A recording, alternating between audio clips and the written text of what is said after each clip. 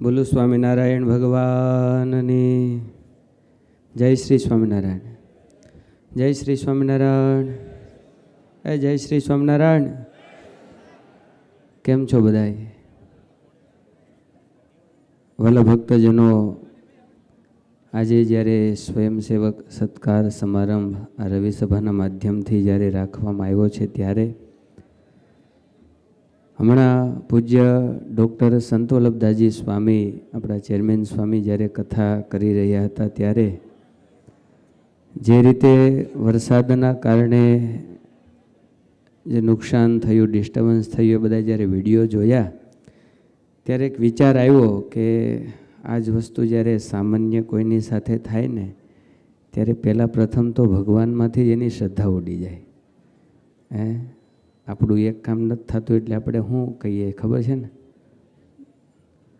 કેટલા વર્ષથી વડતાલ દર્શન કરવા જાઓ, કેટલી માળા કરી, દરરોજ પૂજા કરીએ, તો એ ભગવાન અમારું કામ ન કરે?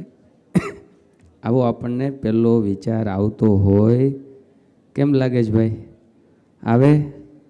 આપણું એક કામ ન થાય તો આપણે ભગવાનને ગણાવવા મળીએ કે દરરોજ 5 માળા કરું છું, 11 દંડવત કરું છું, દર પૂનમે વડતાલ આવું છું, જ્યારે જ્યારે સંતો કહે ત્યારે આર્થિક સેવા કરું છું, અને છતાંય આજે મારે જ્યારે સમય આવ્યો ત્યારે ભગવાનને મારી સામું જોયું નહીં. અને એ જ જગ્યાએ આપણે આવો મહારાજનો ઉત્સવ ભવ્ય કરવાનો હોય, અને એ સમયે જ્યારે ભગવાન આવી પરીક્ષા કરે ત્યારે મેં જોયું છે કે આપણા સંતો ભક્તો છે ને, એ વિશેષ પ્રયત્નથી સેવામાં લાગી જાય, અને લોકો એમ વિચારતા હોય કે ન થાય એની જગ્યાએ સવાયો કરી અને આપણે સંતો ભક્તોને મહારાજને રાજી કરવાનો પ્રયત્ન છે આ વડતાલ ધામ દ્વારા થતો હોય છે. 3 સમયાથી ભગવાન આવી પરીક્ષા કરે છે, અને 3 સમયાથી આપણે જોઈએ છીએ કે ભક્તો અને સંતો એ વિશેષ પ્રયત્નની સાથે ઉત્સવ ઉજવતા હોય છે.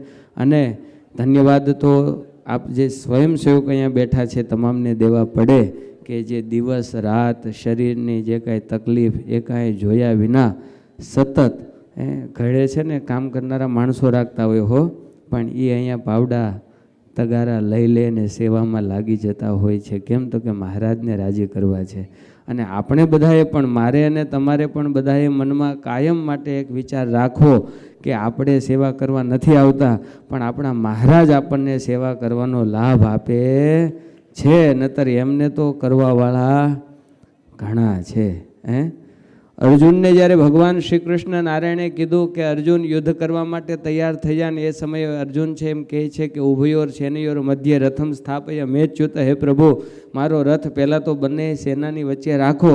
કેમ? તો કે મારે જોવું છે કે મારા પક્ષે કોણ છે અને સામે પક્ષે કોણ છે. ભગવાન રથ લઈને ગયા, અર્જુને જોયું કે સામે પક્ષે કોણ? તો કે પિતામહ ભીષ્મ જે પોતાના દાદા કહેવાય, ગુરુ દ્રોણ જે પોતાના ગુરુ કહેવાય, દુર્યોધન જે પોતાનો ભાઈ કહેવાય. આ બધાને જ્યારે જોયા ત્યારે અર્જુને એમ કીધું કે વૈપથુશ્ચ શરીરે મેં રોમ હર્ષશ્ચ જાયતે, મારું શરીર ધ્રુજે છે.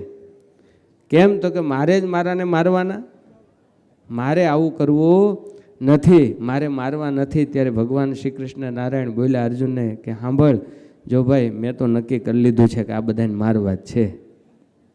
ભગવાને શું કીધું? મેં તો નક્કી કરી લીધું છે કે મારે આ બધાને મારવા છે, પણ નિમિત્ત માત્રમ ભવસવ્ય સાચીને હું તને નિમિત્ત બનાવવા માગું છું કે બધી જગ્યાએ એક ચર્ચા થાય કે એક ગાંડીવધારી અર્જુન હતો જેણે ભલભલા મહારથીઓને પણ પરાસ્ત કર્યા. એ યશ મારે તને અપાવવો છે, માટે હું તને કહું છું કે તું યુદ્ધ કર. જો તું નહીં કરે તો બીજા કોઈ, પણ આ થવાનું તો છે જ. એમ વડતાલ ધામની અંદર આવો ઉત્સવ હોય, સમયા હોય, એ સેવા તો થવાની જ, પણ આપણે બધા ભાગ્યશાળી છે કે ભગવાન આપણને સૌ કોઈને આવો લાભ અપાવે છે. એવો કાયમ હેતુ રાખીને આપણે બધાએ નિર્માની ભાવે સંતો જેમ કે એ પ્રમાણે સેવા. નતર પાછું શું થાય ખબર છે? આપણે અમે દર્શન વિભાગમાં સેવા હતી, અને એટલા બધા ભીડ હોય ને સરસ આયોજન થઈ જાય ને એટલે દર્શન વિભાગવાળાને એમ થાય કે અમે જ કરીએ કીએ. સમજ્યા? આપણાથી કાંઈ થાય? ભગવાન આપણા દ્વારા કરાવતા હોય છે. તો પૂજ્ય ચેરમેન સ્વામી, હવે પૂજ્ય કોઠારી સ્વામી એ બધાય ભક્તોને આવો લાભ અપાવે છે. અને આનંદ તો એ છે કે સેવા કર્યા પછી આપણને બધાને આવી રીતના યાદ કરે છે. ભાઈ લગ્ન થાય ને પછી કોઈ સામું જોવે હા એ લગ્નમાં થઈ ગયું પછી કોઈ સામું ન જોવે. પણ આ સંતો એટલા દયાળુ છે કે ઉત્સવ પત્યા પછી નાનામાં નાની જે સેવા કરી એ તમામ ભક્તોનું લિસ્ટિંગ કરવું, કોઈ રહી ન જાય, તમામને યાદ કરવા. એકવાર આપણે પૂજ્ય ચેરમેન સ્વામી, કોઠારી સ્વામી, શ્યામ સ્વામી આ બધા સંતોને વધાવીએ કે આવું સરસ આયોજન કરે છે. બસ આપણે બધાય વડતાલના થઈને રહીએ અને કાયમ માટે સેવા કરતા રહીએ એવી પ્રાર્થના સાથે સર્વને ભાવથી જય શ્રી સ્વામિનારાયણ.